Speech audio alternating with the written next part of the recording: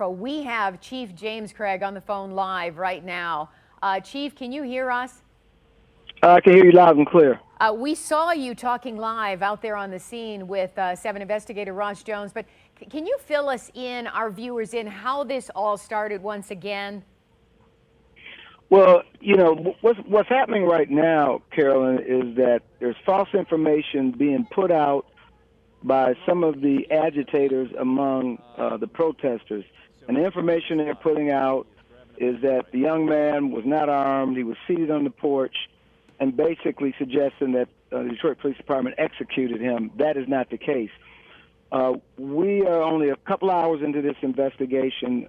We have a video that we're attempting to slow down so that your viewers can see it.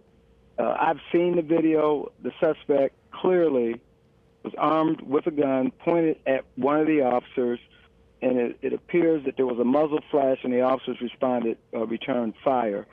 So the narrative that's out there that he was never armed is not factual. We recovered a small caliber blue steel semi-automatic Beretta, and so we're trying to work very hard to get the video out.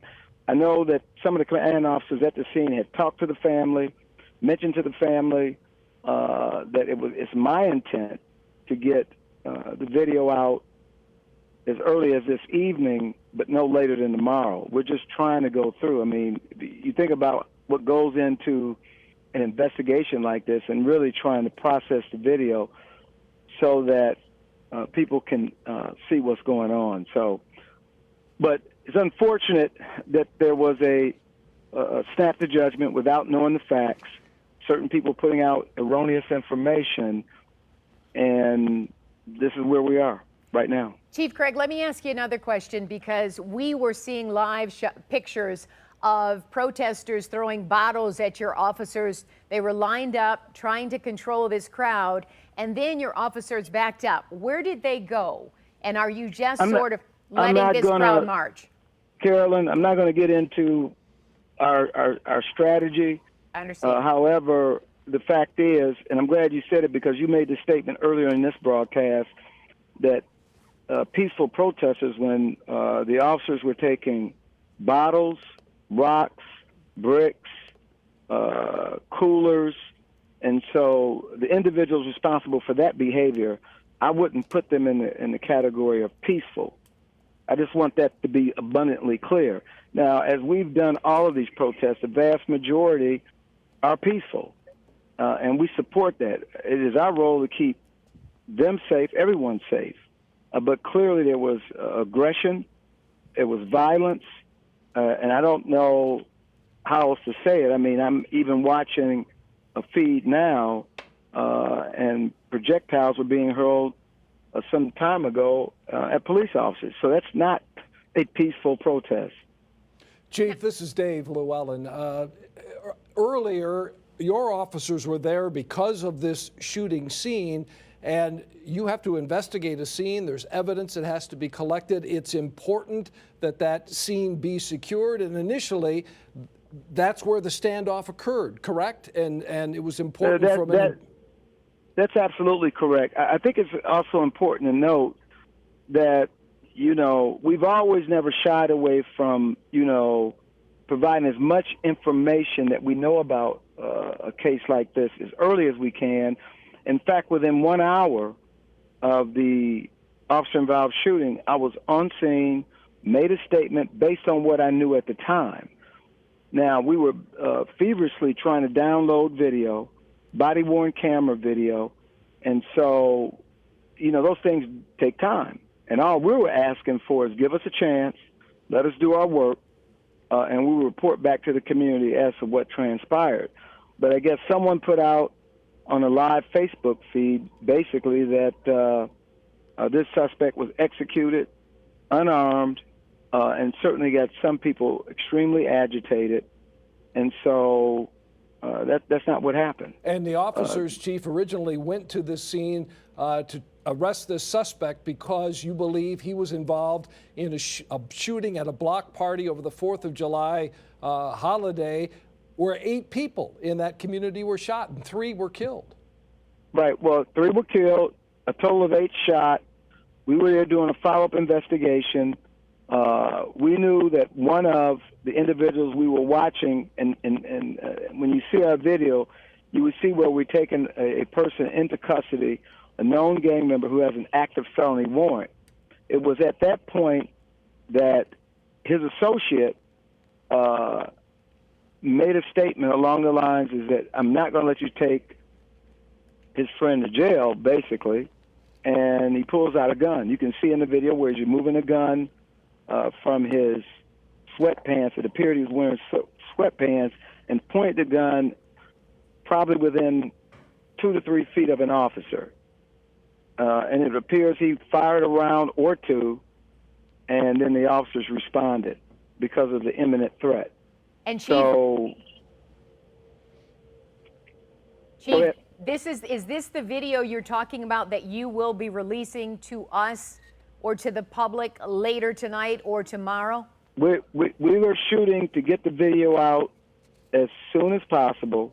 We want to probably upload it to social media so at least some of the protesters that are there can see that our account was accurate, that this person was armed.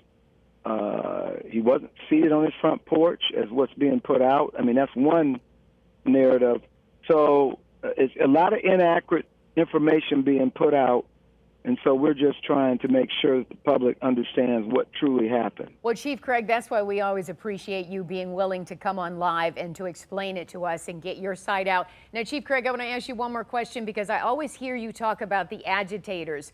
We see that this is a mixed crowd out here. I don't know who started this, but in the crowd, when people started throwing bottles and that sort of thing, I know you know Detroiters because your police officers are on the streets and in our neighborhoods. Do you have an idea if the bottles that were thrown, were those agitators out there trying to stir up violence, or do you think those were citizens of the city of Detroit, or do we just not have an idea who started all? Well, what we know, and I can't speak specifically on this one, although someone was able to bring in, it appears to be outsiders, to come to this location based on this officer-involved shooting incident, which they're calling an execution or that he was unarmed.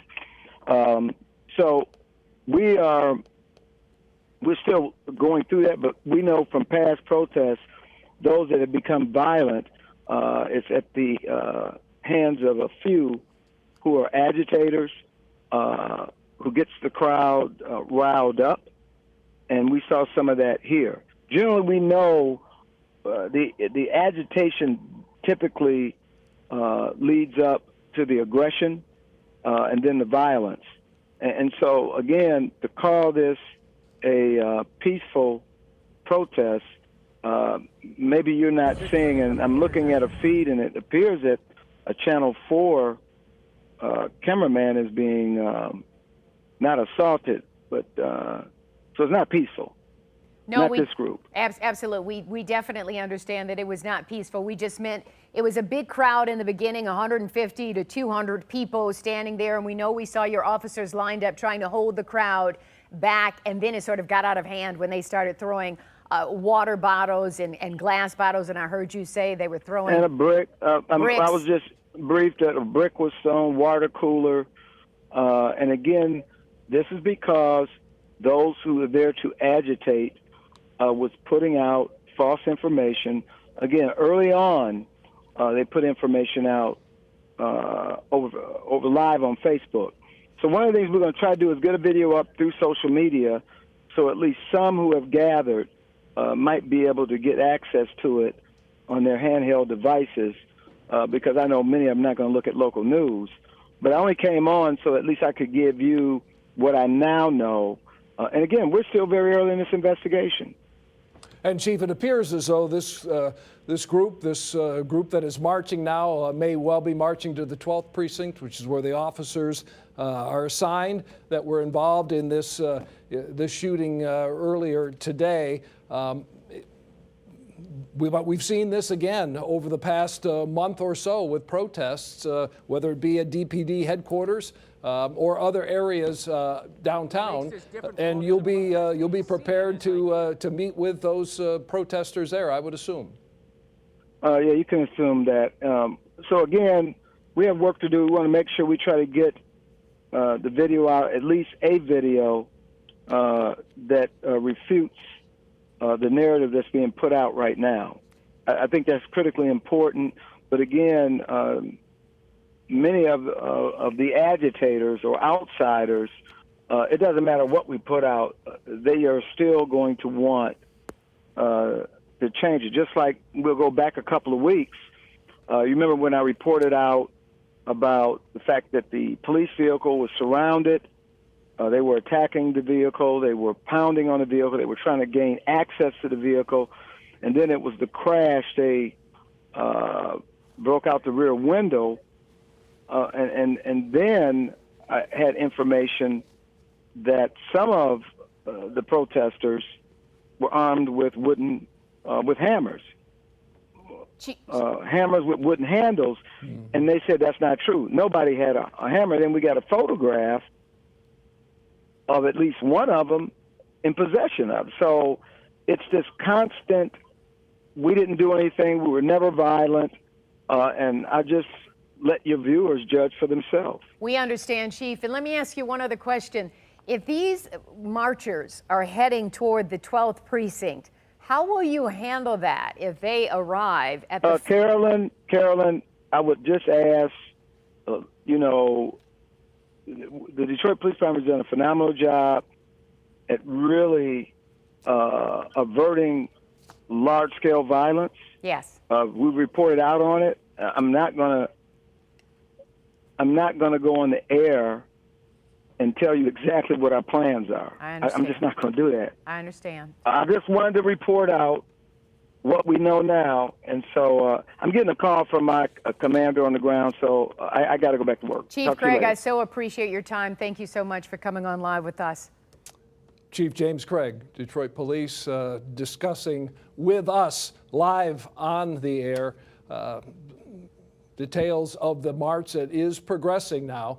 As you see, 6 Mile, and then going to head up Woodward Avenue to the 12th precinct.